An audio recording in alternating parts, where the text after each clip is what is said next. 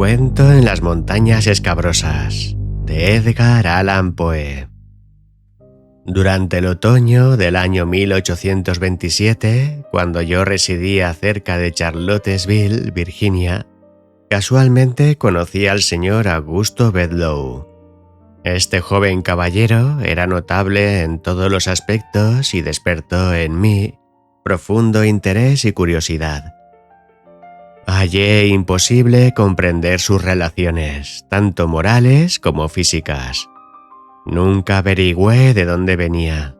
Hasta en su edad, aunque le llamo joven gentleman, había algo que me asombraba en no pequeña medida. Ciertamente parecía joven, y no dejaba de hablar de su juventud.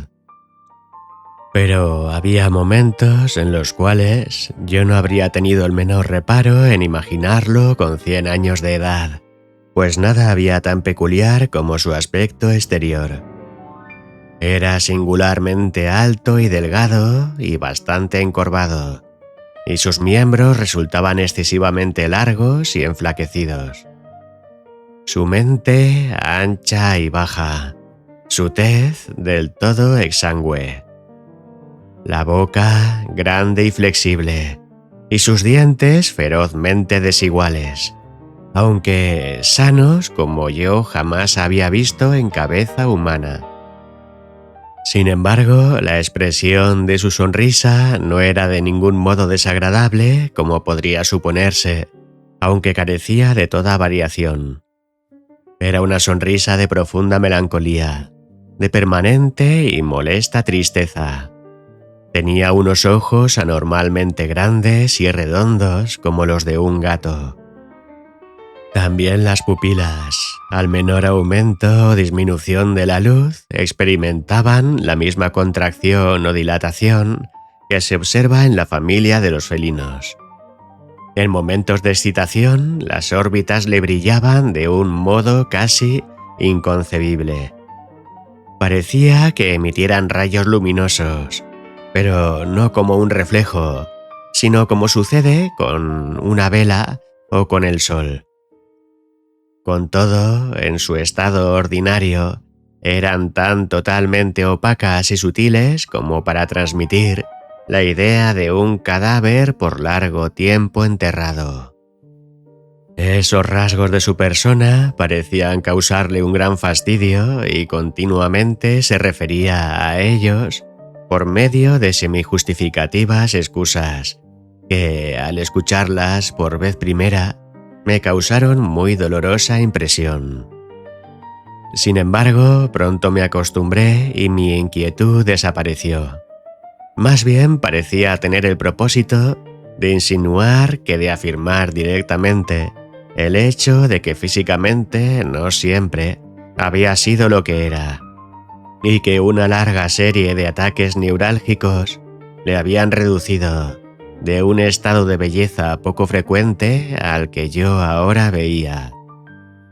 Durante muchos años había sido atendido por un médico llamado Templeton, un señor viejo de unos 70 años de edad, a quien había conocido en Saratoga, y de cuyo cuidado, mientras tanto, recibía, o imaginaba que recibía, gran beneficio. El doctor Templeton había viajado mucho en su juventud, y en París se convirtió con entusiasmo en un seguidor de la doctrina de Mesmer. Solo por medio de remedios magnéticos había logrado aliviar los agudos dolores de su paciente, y este éxito inspiró en este último cierto grado de confianza en las opiniones que daban origen a aquellos remedios. Sin embargo, el doctor había luchado, como todos los entusiastas, para lograr una concienzuda conversión de su pupilo, y finalmente consiguió su propósito de que se sometiera a numerosos experimentos. Por una repetición frecuente de aquellos había surgido un resultado que, desde aquellos días, ha llegado a ser tan frecuente como para atraer muy poca o ninguna atención, pero que en la época sobre la cual escribo apenas se conocía en Norteamérica. Quiero decir que entre el Dr. Templeton y Bedloe, poco a poco había crecido una evidente y fuertemente acentuada conformidad o relación magnética. Sin embargo, no estoy preparado para sostener que esta afinidad se extendiese más allá de los límites del simple poder productor del sueño. Pero este poder había obtenido una gran intensidad. Al principio, el mesmerista, en su primer intento de producir la somnolencia magnética, fracasó por completo.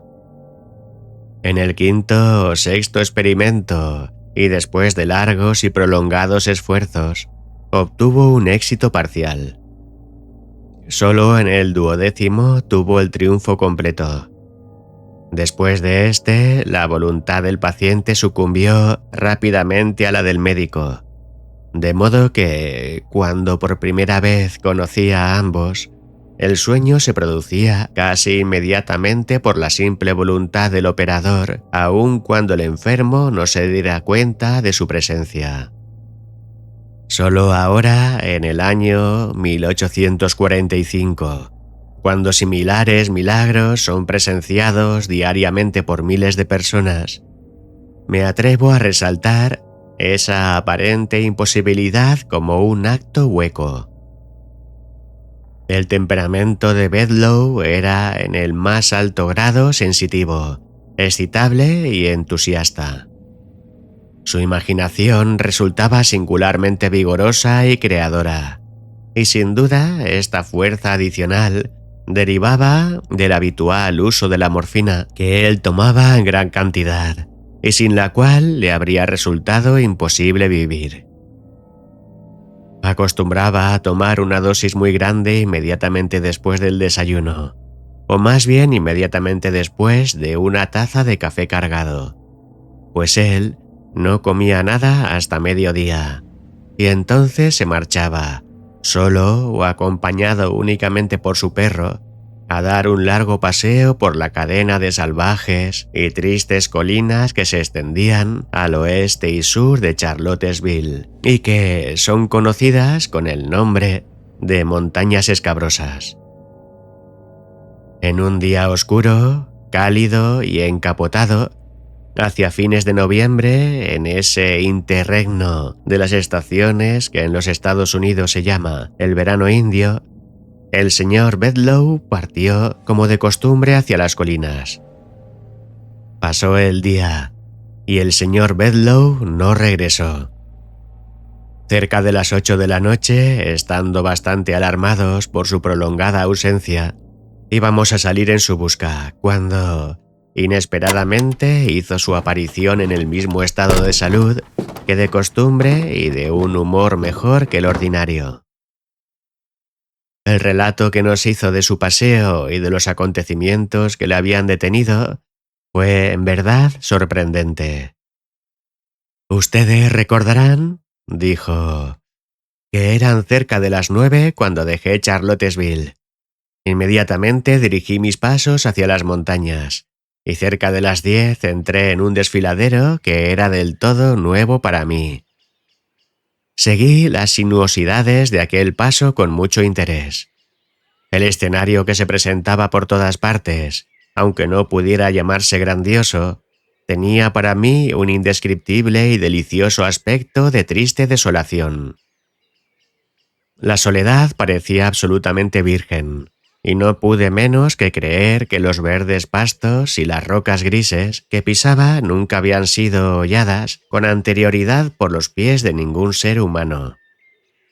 La entrada del barranco estaba tan apartada y, de hecho, tan inaccesible, salvo a través de una serie de desviaciones, que no es inconcebible que haya sido yo el primer aventurero, el primero y el único que haya penetrado nunca en su interior. La densa y peculiar niebla o humo que distingue al verano indio y que ahora colgaba pesadamente sobre todos los objetos, servía sin duda para ahondar las vagas impresiones que aquellos objetos creaban. Tan densa era aquella agradable niebla que yo en ninguna ocasión veía más de 12 yardas por delante del camino que recorría.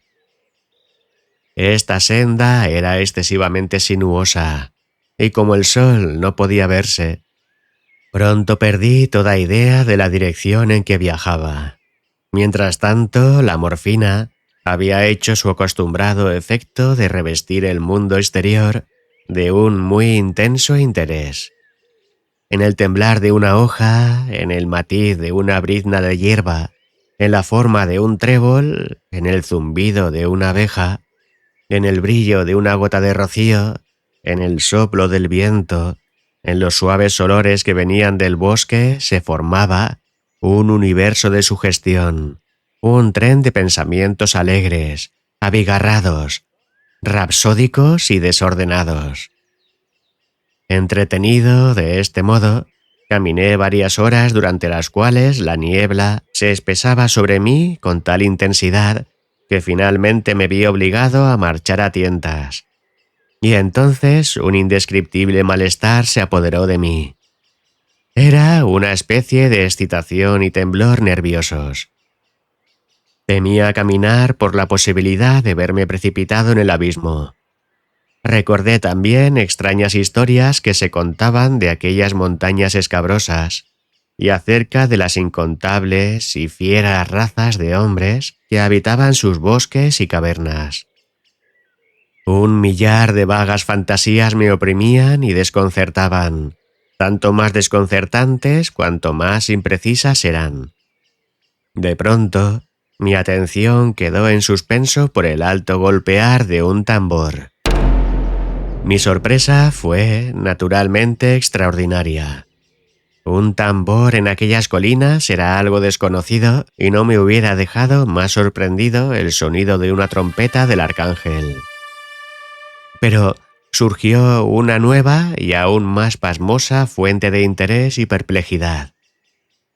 Se oía un salvaje tintineo o sonido metálico, como si se tratara de un manojo de grandes llaves, y en aquel instante pasó a mi lado un hombre de tez oscura, medio desnudo y profiriendo alaridos. Tanto se acercó a mi persona que sentí su cálido aliento sobre mi cara. Llevaba en una mano un instrumento compuesto de una serie de anillos de acero que agitaba vigorosamente mientras corría. Apenas hubo desaparecido en la niebla cuando, jadeando detrás de él, con la boca abierta y los ojos centelleantes, se precipitó una bestia enorme. Yo no podía estar equivocado sobre su especie. Era una hiena. La vista del monstruo más bien alivió que aumentó mi terror, pues entonces me convencí de que estaba soñando e hice un esfuerzo por despertar. Caminé osadamente y con rapidez hacia adelante. Me froté los ojos. Hablé en voz alta. Me pellizqué las piernas. Una pequeña cascada de agua apareció ante mi vista, y parándome allí me lavé las manos, la cabeza y el cuello. Esto pareció disipar las sensaciones equívocas que hasta entonces me habían asaltado. Al levantarme, creo que me sentí otro hombre, y entonces proseguí firmemente y con complacencia mi desconocido camino. Al final, muy cansado por el esfuerzo y por una cierta opresiva pesadez de la atmósfera, me senté debajo de un árbol. En aquel instante apareció un débil rayo de luz, y las sombras de las hojas de los árboles cayeron sobre la hierba débilmente, pero definidas. Miré aquella sombra durante segundos con fijeza y admiración. Su forma me llenó de atónita sorpresa. Alcé los ojos. Era una palmera. Entonces me levanté apresuradamente y en un estado de terrible agitación, pues el imaginar que soñaba no podía durarme mucho tiempo, sentí que tenía un perfecto dominio de mis sentidos. Y esos sentidos traían ahora a mi alma un mundo de nuevas y singulares sensaciones. El calor de pronto se hizo intolerable. La brisa iba cargada de un extraño olor, y un suave murmullo como el que sube de un río crecido, pero que corre suavemente, llegaba a mis oídos, mezclado con el peculiar susurro de una multitud de voces humanas. Mientras escuchaba con la más extrema sorpresa, que prefiero no intentar describir, una fuerte y breve ráfaga de viento se llevó la niebla como por arte de magia. Me hallaba al pie de una alta montaña que dominaba una vasta llanura, por la cual corría un majestuoso río. En las márgenes de este se elevaba una ciudad de aspecto oriental, tal como las que se describen en los cuentos de Arabia, pero de un carácter aún más singular que cualquiera de ellas. Desde mi posición estaba algo alejada y sobre el nivel de la ciudad podía divisar todos los rincones y ángulos como si estuvieran dibujados sobre un mapa. Las calles parecían innumerables y se cruzaban de forma irregular en todas direcciones, siendo más bien callejones largos y sinuosos que aparecían absolutamente repletos de habitaciones. Las casas eran pintorescas. A cada lado había una profusión de balcones, de barandas, de minaretes, de hornacinas y miradores fantásticamente esculpidos. Abundaban los bazares y en ellos había ricos objetos en infinita variedad y profusión. Sedas muselinas, resplandeciente cuchillería, magníficas joyas y piedras preciosas. Además de eso, por todas partes se veían estandartes y palanquines, literas que llevaban damas veladas, elefantes majestuosamente engualdrapados, ídolos grotescamente vestidos, tambores, banderas, batintines, lanzas, mazas plateadas y doradas. Y en medio del gentío, del clamor y del tumulto y confusión generales, en medio de 1.000.000 de hombres negros y amarillos, de turbante y túnica, con las barbas flotantes, circulaba una innumerable multitud de bueyes sagrados, mientras nutridas legiones de monos inmundos, pero sagrados, trepaban, parloteaban y chillaban por las cornisas de las mezquitas o colgaban de los alminares y de los miradores. Desde las hormigueantes calles a la orilla del río descendían innumerables escalinatas que llevaban a los baños, mientras el río mismo parecía hacerse paso con dificultad entre las nutridas flotas de barcos profundamente cargados que cubrían su superficie a lo largo y ancho. Más allá de los límites de la ciudad, se levantaban en frecuentes grupos majestuosos la palmera y el cocotero, con otros gigantescos y exóticos árboles de edad vetusta. Aquí y allá se divisaba algún arrozal, alguna choza de paja de un campesino, una cisterna, un templo solitario, un campamento de gitanos o alguna graciosa doncella solitaria que marchaba con un cántaro sobre la cabeza hacia la orilla del río. Desde luego, ustedes dirán que yo soñaba, pero no fue así.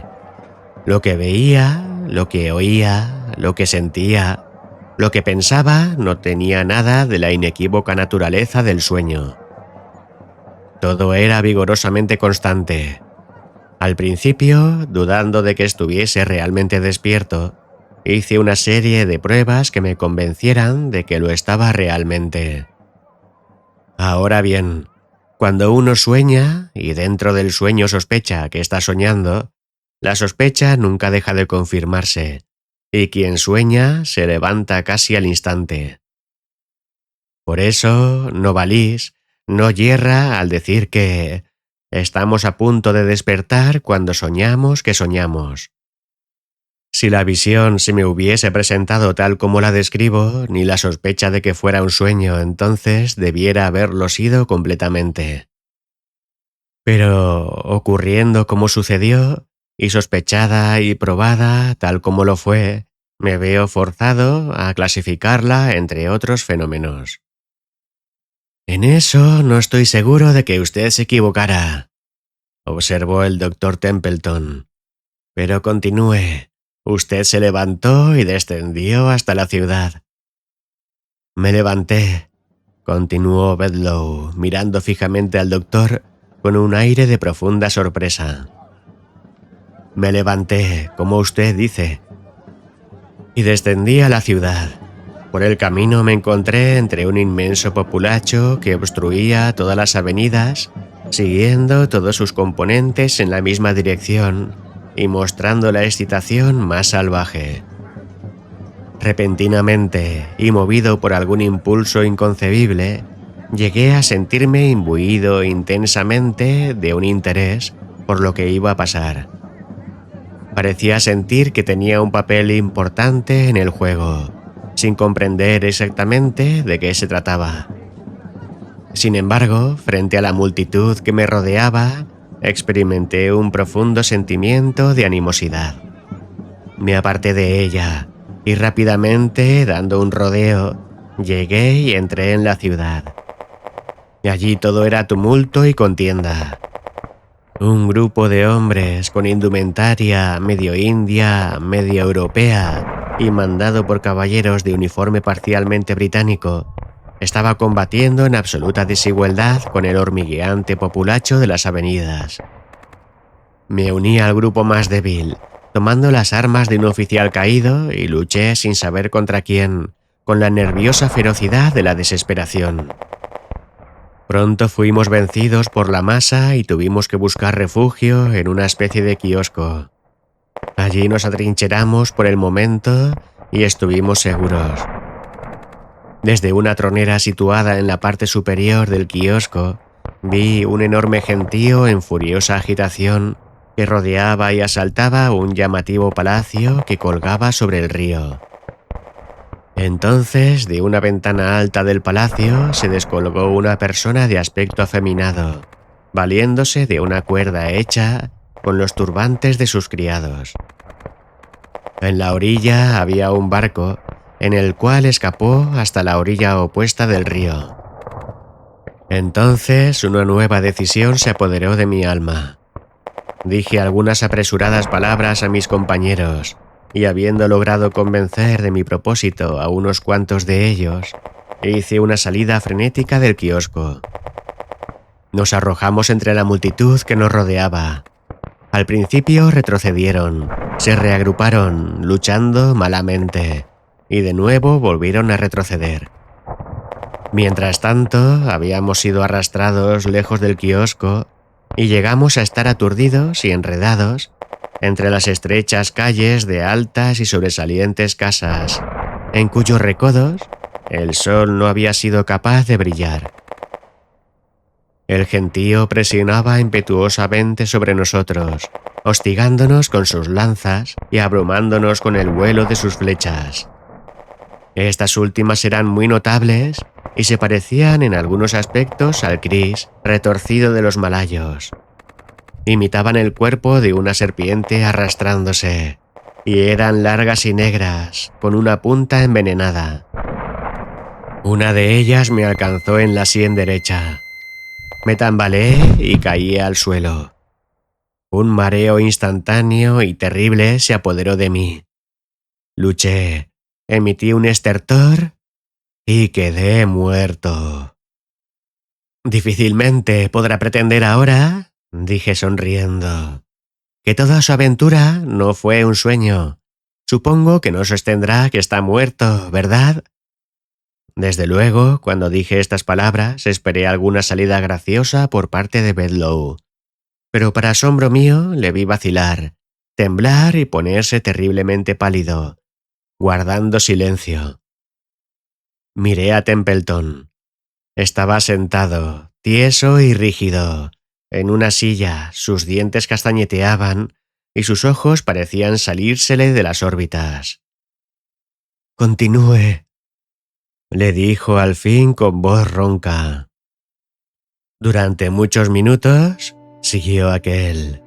Mi único sentimiento, mi única sensación fue de oscuridad y vacío, con la conciencia de la muerte.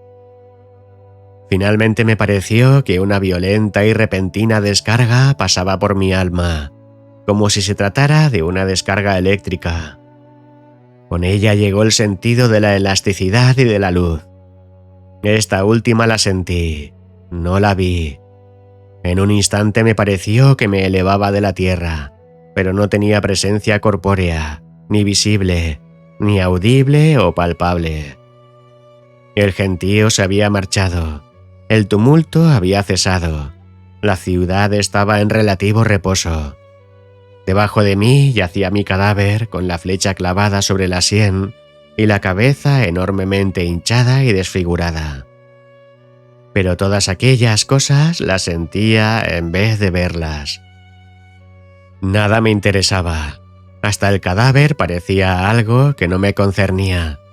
No tenía voluntad, pero sentía un impulso que me obligaba a moverme y volé ligeramente fuera de la ciudad, por el mismo camino sinuoso que había recorrido al entrar.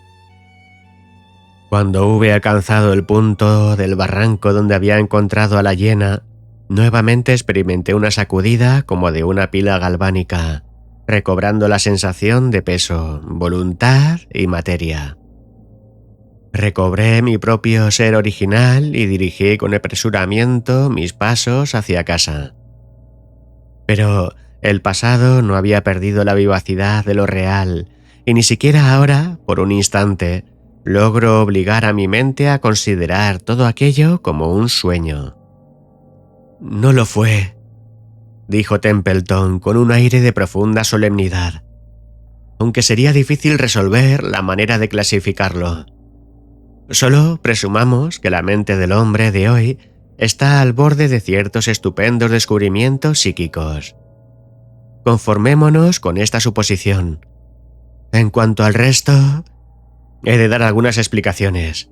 Aquí tienen una acuarela que yo les hubiera mostrado antes si un inexplicable sentimiento de temor no me hubiera impedido hacerlo.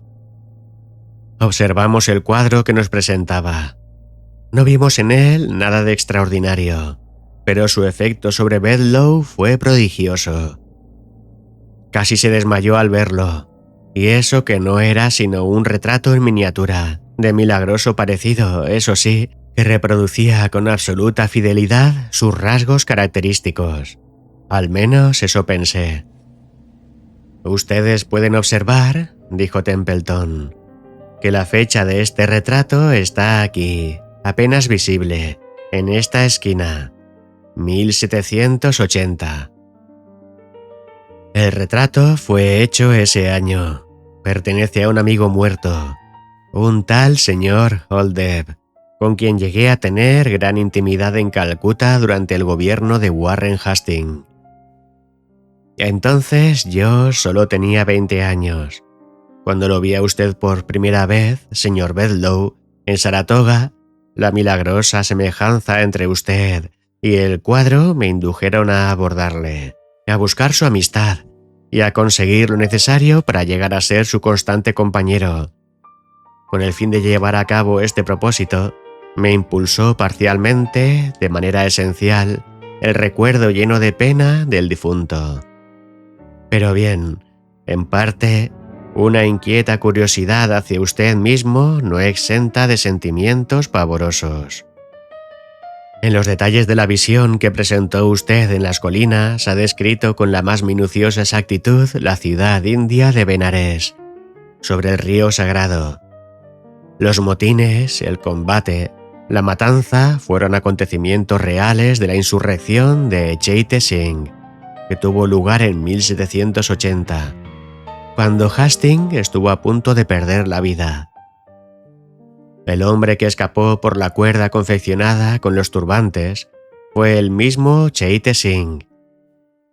El grupo del kiosco eran cipayos y oficiales británicos capitaneados por Hastings. Yo fui uno de los integrantes de ese grupo e hice cuanto pude por impedir la embestida y fatal salida del oficial que cayó en las callejuelas atestadas por la flecha envenenada de un bengalés. Aquel oficial era mi amigo más querido. Se trataba de Old Deb. Ustedes adivinarán por estas notas. En este momento el narrador nos enseñó una libreta en la cual varias páginas parecían haber sido escritas recientemente. En el mismo momento en que a usted, Bedloe, le sucedían esas cosas en medio de las montañas, yo me dedicaba aquí, en casa, a deleitarlas en estas páginas. Una semana después de esta conversación, apareció en un periódico de Charlottesville la nota siguiente. Tenemos el penoso deber de anunciar la muerte del señor Augusto Bedloe, un caballero cuyas buenas maneras y numerosas virtudes durante largo tiempo le han valido el afecto de las gentes de Charlottesville. Desde hace algunos años, el señor Bedloe ha padecido de neuralgias que frecuentemente le amenazaron con terminar fatalmente. Pero esto solo puede ser considerado como la causa parcial de su muerte. La causa auténtica ofreció una especial singularidad. En una excursión a las montañas escabrosas hace unos días, contrajo un ligero enfriamiento que le produjo una congestión en la cabeza. Para aliviar esto, el señor Templeton recurrió al uso frecuente de la sangría. Se le aplicaron sanguijuelas en las sienes, pero en un terrible y breve periodo el paciente murió, descubriéndose que en el tarro que contenía las sanguijuelas había sido introducida por accidente una de las sanguijuelas vermiculares venenosas que de vez en cuando se encuentran en las charcas de los alrededores. Este anélido se adhirió sobre una pequeña vena en la sien derecha, y su absoluta semejanza con las sanguijuelas medicinales hizo que el error se descubriese cuando era demasiado tarde. Las sanguijuelas venenosas de Charlottesville siempre pueden distinguirse de las sanguijuelas usadas en medicina por su negrura y especialmente por sus retorcidos movimientos vermiculares, que se asemejan a los de las serpientes. Estaba yo hablando con el director del periódico en cuestión sobre este notable accidente cuando se me ocurrió preguntar por qué el nombre del difunto había aparecido como Bedloe. Supongo, dije, que usted tiene la suficiente autoridad como para emplear esa ortografía, pero yo siempre había supuesto que el nombre debía escribirse con una E al final. ¿Autoridad? No, contestó él, solo una simple errata tipográfica. El nombre es Bedloe con una E al final. Todo el mundo lo sabe y nunca en mi vida lo vi escribir de otro modo. Entonces, dije yo entre dientes mientras daba media vuelta, sucede de hecho que una verdad es más extraña que cualquier ficción. Bedloe, sin la E final, no es sino Olev al revés. Y ese hombre me dice que se trata de un error tipográfico.